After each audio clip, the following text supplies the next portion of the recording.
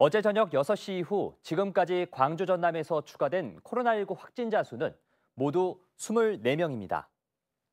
광주는 어제 31명의 확진자가 나오며 이틀 만에 다시 두 자릿수를 넘어섰고 지난 10일 확진자가 없었던 전남에선 한 자릿수이기는 하지만 늘어나는 추세입니다. 또 광주에서 어제와 오늘 코로나19 확진자 2명이 숨지면서 누적 사망자는 12명으로 늘었습니다. 최근 광주는 에버그린 요양원과 청사교회에 이어 효정 요양병원에서 집단 감염이 계속되면서 136명의 확진자가 나왔습니다. 지난밤 사이 중형급 병원인 광주중앙병원에서 12명이 새롭게 확진되면서 우려와 긴장감이 커지고 있는데요. 새해 들어 광주 확진자의 절반 이상이 요양과 의료기관에서 발생하면서 급기야 의사회와 간호사회가 사과했습니다. 박성호 기자의 보도입니다.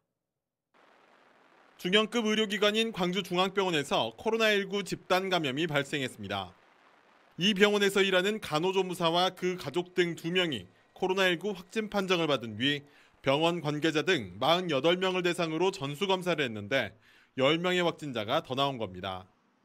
지금까지 양성 판정을 받은 확진자는 환자 7명과 간호조무사 4명, 가족 1명 등 모두 12명입니다. 이로써 새해 들어 어제까지 광주에서 발생한 확진자 303명 중 요양병원과 일반 병원 관련 확진자가 163명으로 절반을 넘었습니다. 하지만 방역 미비 등으로 적발된 의료기관은 아직까지 단 한 곳도 없습니다. 광주시는 중앙병원에 대해 현장 진단평가를 실시하는 한편 의료계의 방역수칙 위반 시 처벌하겠다며 강경 대응 입장을 밝혔습니다.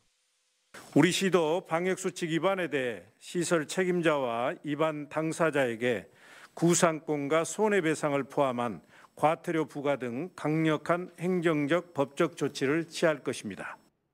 광주광역시 의사회와 간호사회도 요양시설과 병원에서 잇따르는 확진자 발생에 죄송하다며 무거운 책임감과 함께 방역수칙을 지키겠다고 약속했습니다. 의료기관에 종사하는 의료인 모두가 광주 시민들의 건강과 안전을 지키고 있다는 무거운 책임감을 절감하고 방역 수칙을 철저히 지키겠습니다. 의료기관에서 발생하는 코로나19 감염은 환자의 생명과 직결되는 만큼 보다 철저한 방역 관리가 절실합니다. KBC 박성호입니다.